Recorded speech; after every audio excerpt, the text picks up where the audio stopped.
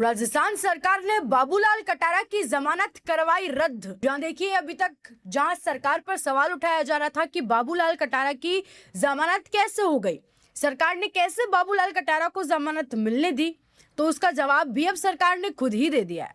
सरकार ने supreme court में काउंटर एफिडेविट दायर की और अब बाबूलाल कटारा की जमानत रद्द हो गई है। यानी कि जो फैसला अभी तक बाबूलाल कटारा की जमानत पे आया था वो कोर्ट का था, सरकार का वो फैसला कभी भी नहीं था। देखिए इसमें सरकार की तारीफ और सरकार की पैरवी की कोई बात नहीं है, लेकिन जो चीज सरकार शायद वाकई अच्छी कर रही है लेकिन उसका मैसेज जनता में गलत जा रहा है, तो वो थोड़ा गलत हो जाता है। लोगों को लग रहा था कि सरकार ने बाबूलाल कटारा को रिहा कर दिया और अब वो जेल में नहीं रहेगा, तो ये सरकार का फैसला नहीं था, कोर्ट का था। बल्कि अब वापस से सरकार कोर्ट गई है और वापस बाबूलाल कटारा की जमानत को रद्द करवाया गया।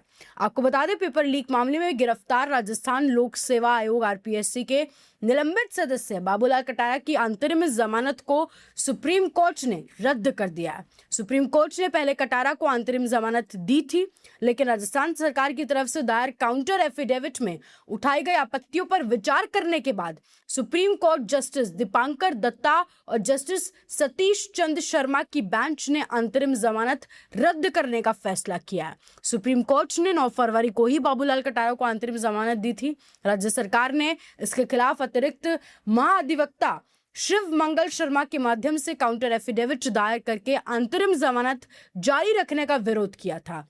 इसमें तमाम तथ्य भी सरकार ने लिखे। सरकार ने राजस्थान के युवाओं को न्याय दिलाने पर जोर डालते हुए दायर काउंटर एफिडेविट में बताया कि कटारा के खिलाफ 5 मामले लंबित हैं, जिनमें से एक मामला प्रवर्तन निदेशालय यानी कि ईडी में दर्ज है।